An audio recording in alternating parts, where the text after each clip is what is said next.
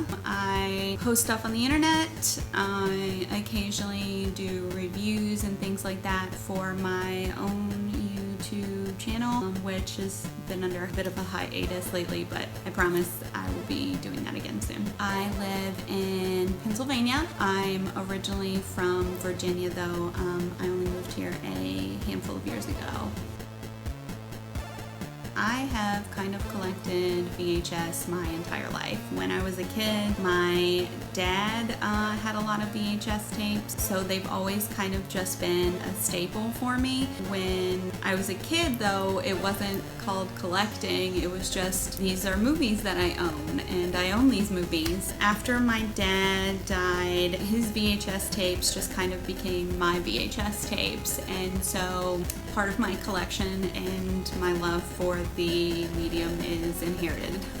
I have been seriously collecting on and off, though, like consciously collecting since I was a teenager. I would go to rummage sales, thrift stores, flea markets and stuff like that when I was really little to just buy the movie that I thought sounded really cool. Like I collected all the Nightmare on Elm Street movies, mostly from flea market finds before the age of like 8. I just have always really loved VHS tapes. Why do I collect? Partially because the nostalgia. It makes me feel good to have that little piece of my childhood, that little piece of my dad, that little piece of a simpler time when things were not so connected and muddied up. And it makes me feel really good. I love the look of VHS tapes. I love the feel of them. I like the sound when they pop in and out of the VCR. I love the sound of the tape rewinding. VHS tapes just kind of are a part of who I am, and I don't think I could imagine being VHS tapeless. In my actual personal collection, I only have about 1,000 VHS tapes. I have worked over the years to switch from having the most quantity to more of a personal quality. I only keep tapes that I absolutely want to keep, movies that I love or movies that are weird or are hard to find. I like to collect certain labels because I like the way that the box looks. I collect Charter Entertainment tapes. For example, they released a little bit over 100 different releases, and I only have about 40 to go before I'll have them all. Some, of course, are harder to find than others. I don't just collect everything and anything anymore because every time, you move, moving VHS tapes is hard. And also, like, I just don't need duplicates and stuff like that for the most part, unless it's a movie that I like with really cool releases, and then I'll have like 4 copies of the same movie. But it's a quality thing, I guess. It's all stuff that I want versus, the most. Some of my most prized tapes are tapes that I've had 30 plus years now, tapes that were my dad's, like this copy of Hellraiser was my dad's, and it actually has his name on it because back in the day, your friends would borrow your tapes, and then if they didn't give them back, next time you're at their house, then you'd be like, I think that copy of Hellraiser is mine, and boom, proof. Also, when I was a kid, we would, like anyone else, record stuff off the TV. So home recorded stuff is super cool. These 3 tapes were my dad's. These were some of my most watched movies. Half of the labels on them are wrong though. Like this one's right. It was Christine, Texas Chainsaw Massacre, and Year of the Dragon, and I think I watched this tape front to back hundreds of times growing up. I really like the little Zenith logo. I think it's super cute.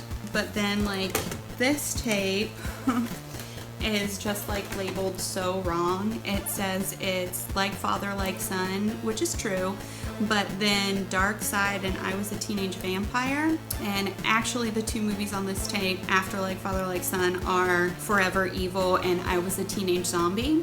I just love that it's totally wrong, and I don't know, it feels so wholesome or something, and it's really cool to just have like this piece of my childhood. And so even though they're not, you know, like valuable or whatever to other people, they are definitely my most prized tapes.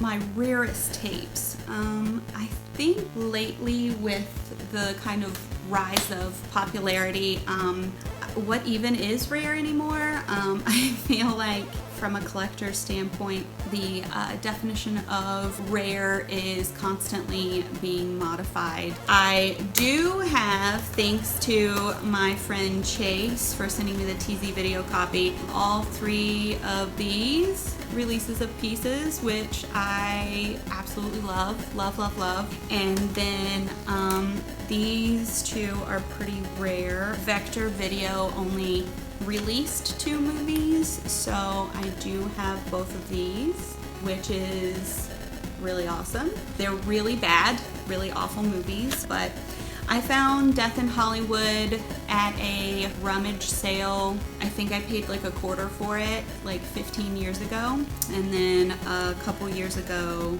I snagged this for pretty cheap too, which is nice. And they look so pretty together. I'm not sure like what I would consider a grail tape for me anymore. There are plenty of tapes that I need. Like I have lists and lists of tapes that I want. I'm still looking for Uninvited. I don't know why I can't find that tape. But there's a lot of grail things that I need. But I mean, I don't really like grail tapes like that. Each one is special in their own way, and I probably like some of the silly tapes that I have more than some of the like super rare crazy stuff that I have. I don't collect Midnight Video, so it would be cool to get some of those, although they are becoming increasingly difficult to find, so I don't know if that's something that I'll ever actually do, but yeah, that would be cool, I guess. My favorite part of the tape community, up until like 3 years ago when I joined Instagram, I didn't have any sort of social media or anything before that, and my entire tape community was like 2 friends that also collected, so I wasn't even aware that there was such a crazy tape community to be a part of.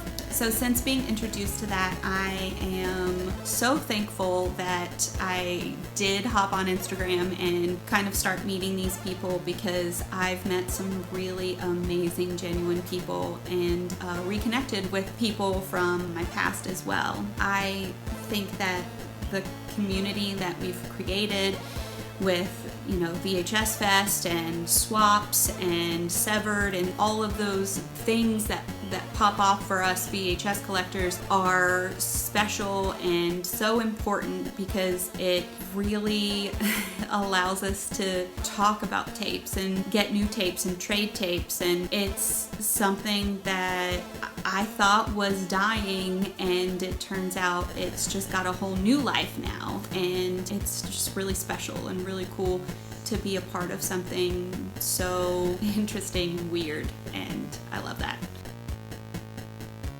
The coolest thing that I found in the wild, I found most everything that I owned until probably like 2008-ish, when I started like randomly getting stuff through like the internet, like Craigslist and eBay and stuff like that. But everything prior to that I either got from a friend, from someone, from a flea market, some sort of like in the wild source.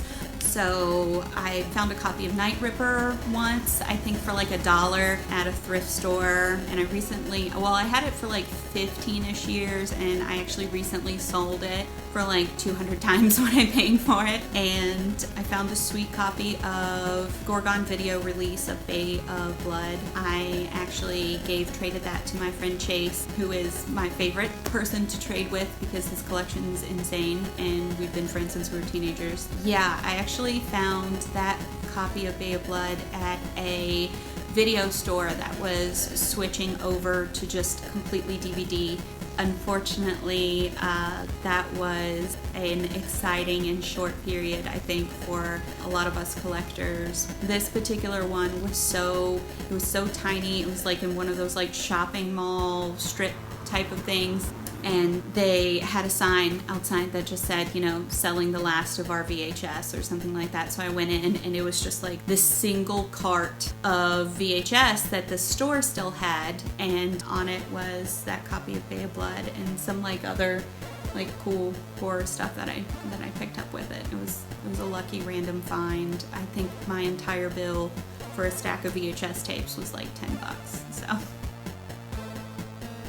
I mostly collect horror movies, some exploitation, some sleazy like 80s romp comedies, action stuff, but my real bread and butter is horror movies. I like slashers and ridiculous stuff you can't find, low budget, stuff like that.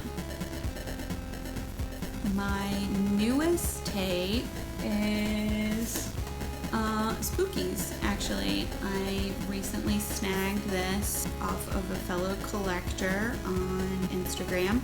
I haven't ever had a copy of Spookies. I don't know why. I just never owned it. So this is my newest one, which is pretty neat. I haven't popped it in yet, but I'm looking forward to watching that. Like I said, I kind of have always been around VHS tapes. So when I was a kid, my dad had a bookshelf with tapes and stuff on it, so I would just always stand in front of it and, you know, read the labels and look at the tapes and decide what I wanted to watch over and over and over again. For me, my first tape that I personally wanted and went out and purchased with my own money was a copy of Wayne's World from McDonald's. I can't remember what I did to like earn the money, but I remember having my money and going to McDonald's, and this was back when McDonald's would sell VHS tapes, and they would release like a group of VHS tapes, and then like you could literally go and purchase them from McDonald's. So I remember going with my money and getting some French fries and Wayne's World, and I love that tape so much. It disappeared in a move over the years, but I cherish that thing. I watched it so many times that it barely even worked anymore. I love that movie, and I think I know it word for word. And yeah, that was my first purchased by myself VHS tape. Everything else was just kind of like inherited. I just came into this love of physical media and this love for horror and all this weird shit. I don't know, it's like genes or something. It was passed down, and it's part of who I am now. It's part of who I've always been. It's part of who my dad was, and it's a really important piece of the puzzle that just kind of makes me who I am. And it's awesome that now I get to share that love with other people, and I get to make friends with people who also love it and these terrible movies that are sometimes stuck in the world of VHS. And I think we're all pretty lucky because we get to do that now. Thanks for tuning in. This was VHSurfer, and party on, dudes.